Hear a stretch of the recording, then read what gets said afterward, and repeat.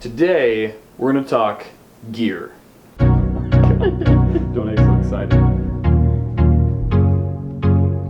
To help me, I have a lovely assistant, aka Emily, my little sister. Number one thing that you have to have while vlogging is a camera. Right now I'm recording with my T5i, but I have a different camera. Hold that. This is a T2i. DSLR, 1080p, full HD. It gets the job done. This is what I vlogged with before I had this camera that is now better for vlogging because it has continuous autofocus while recording. This does not. Other cameras you can use that I don't have is a point and shoot camera. Keep modeling it. Do a good job. Keep modeling it. Be fierce for me. No, don't talk. Just model. Models don't speak. We don't want to hear what they have to say. Anyways, point and shoot cameras, really good. Great continuous autofocusing. They're the best for it anyways. And then also camcorders, basically the same as a point and shoot. Another thing you can use that almost all of us have is a phone. A smartphone to be specific, because you need to have good quality recording. This phone records 4K. So aside from cameras, there's other gear that goes into making vlogs. One is a microphone. My microphone is on the camera currently, and I'm not going to take it off because then you won't be able to hear us very well. So microphones, very important. Mine is a Takstar SGC 598. I think it's like 25 bucks on Amazon. Super cheap, sounds great. Hold that. That's not how you use that. Okay, flip it. Okay, point it more down. Doesn't work a bazooka. It's not a weapon, it's gear. Alright, so this is a shoulder rig with a matte box. It also, it has a shoulder pad rather than like a shoulder rest and a counterweight on it. Some have counterweights. There's also follow focuses that you can put on it. Follow focus basically lets you, if you have a little follow focus gear, put it on your lens and you can pull focus this way. This is more of a cinematic thing. You wouldn't use this to vlog. It helps stabilize the shot, but it's super impractical because imagine trying to, if you wanted to use this for a vlog, you'd have to put the camera here and face it towards you, or you'd have to hold it out like this. That's dumb. This is a DIY Fig rig, also stabilizer. It basically just takes out jitter in shots, but it still has your hand movements in it. So the camera isn't perfectly still, but it's not jittery shaky. It's just smooth shaky. Yeah. Good for shooting action. Again, not great for shooting vlogs. Inside this bag here, we've got a magical device called the Steadicam. It's off-brand, of course, because I'm in college. Ta-da! So this is for stabilizing a shot really, really smooth and very stabilized. Not so much as a tripod, which we'll get into later. But Emily, model. I got it. So this has counterweights down here that offsets the camera's weight. So whenever you walk around, the camera stays ideally completely still, and you can just walk around and it takes out all hand movement, not all hand movement, but all shakiness. So it's completely smooth. You'll see it used a lot in TV shows, movies, other things. Again, not super practical for a vlog, because that's dumb. Don't do that. If you're sad about summer being over Emily? and What? school beginning, Oh. don't be. Hang Because on. when summer ends, Christmas is only beginning. Moving on, this is a flexible bendy tripod with a ball head on top. So this is what I use for vlogging, what a lot of other people use, such as Casey Neistat. A lot of vloggers use this little guy right here. They don't necessarily use it like Emily's doing right now, but there are a couple different configurations you can use this thing for. One, which Emily's poorly demonstrating right now, is as a tripod, as its function is supposed to be. See? So you can put it on a surface, and then you can get walking around shots that are cool and fun. Or you can clamp it to something, such as somebody's head, like Emily here. And then you can get cooler shots of you walking around or getting time lapses or whatever.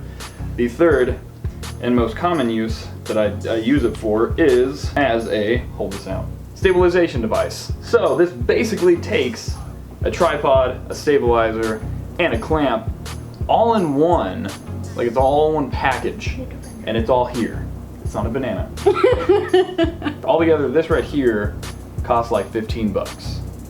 Or maybe closer to 20.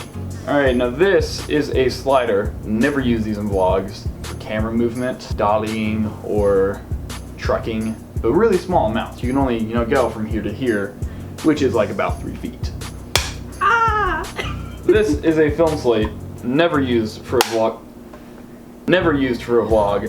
but nonetheless, I do own one. Oh, backpack. This is a camera bag. This is my camera bag that I use. It was very cheap. It was like 20 bucks on Amazon. Don't hold, Emily. Hold on. There are things in there. Inside such a camera bag, I have ND filters. Makes bright things darker. A 50mm lens. It's not really good for vlogging. This is an ND filter too.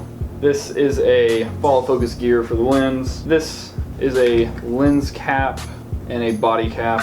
This is a really crappy tripod, quick release plate. That's empty now. That's all of it. That's all the gear in my bag. So, you're okay. You know what? I'll hold this one. Okay. This is a drone.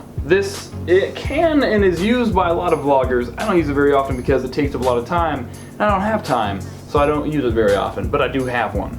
This is a Phantom 3 standard, shoots 2.7K, 30 frames, and 24 frames per second, which I record all my vlogs in 24 frames per second because 1, it's more filmic, 2, less storage. It flicks itself around and lets you know it's good to go. And look, it's all stabilized. Look at that little gimbal doing its thing. What happens if I touch this now? This is a hard shell backpack for my drone, so it doesn't get hurt or anything because it's expensive. And if you're gonna go ahead and spend money on a drone, you might as well spend some more money on a really good carrying case for it so it doesn't break. Another piece of gear that we're using right now with the T5i and the microphone is a tripod head. It's like a really cheap Amazon Basics legs. I think like Ravelli, Amazon Basic. A few other people use these same legs and the same head and everything. They just rebranded as their own. So we're using those legs with a Manfrotto 128 RC fluid head, which is about like 110 bucks. So it's the cheapest Manfrotto head you can buy. Alright, so now we're going to kind of break it down and talk about what gear you need to use for vlogging and at what price bracket you should look at for the vlogging gear. So, let's say you want to spend no money on vlogging. Best route is this little guy right here, because you already have one from your parents or something. That is the cheapest possible route whatsoever. Next step from that is kind of like torn because like point and shoots can be super duper cheap, but they can also be super duper expensive. Same with DSLRs, they can either be really cheap or really expensive. Put it this way, if you're a filmmaker and a vlogger, get a DSLR. If you're just gonna vlog and do other like miscellaneous YouTube videos that doesn't really require all of the things that a DSLR offers, then go with a point and shoot because it's gonna serve you a lot better and you won't have to worry about lugging around like a 2-pound camera. Price bracket on DSLRs, this camera was $400. Point and shoots used, you can get them for like $70. That was a legit yawn. Point and shoots can be like 70 bucks or like 100-ish used. Next step up from that would be more expensive DSLRs such as a 70D, which is what Casey Neistat uses. A lot of other vlogger YouTubers use that camera because its autofocus is like super duper good. It's a good camera. Anyways, that camera is $1,000 roughly for the body. It's a little less than that, like $800 or $700 or so.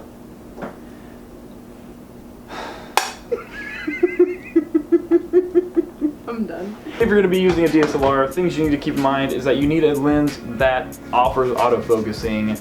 Also, a zoom lens is ideal. You also need something wide enough. I recommend between a 10 and an 18mm because anything less than that, or I guess anything more than that, is just gonna be too tight and you'll have to like hold it way out here and it'll be like awkward for you and it'll be awkward for your audience because it'll be too close up in your face.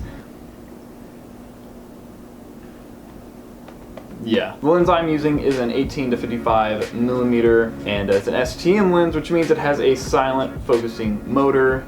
If you do get an autofocus lens for your DSLR and you're vlogging, make sure it's STM so the focusing is silent and you don't, in the middle of shots, you don't hear.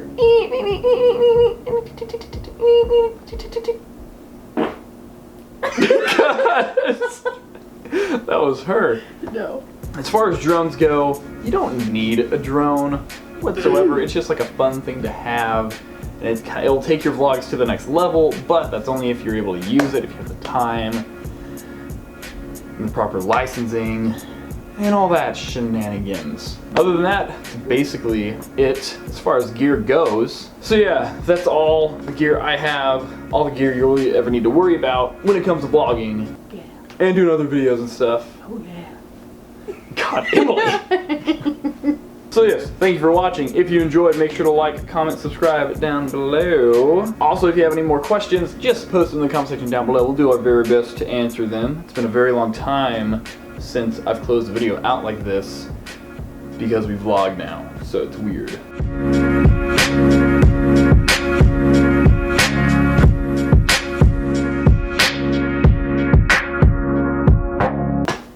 And cut. Yeah. You don't cut with a film slate, Emily. Whatever. You just like to tear me down emotionally.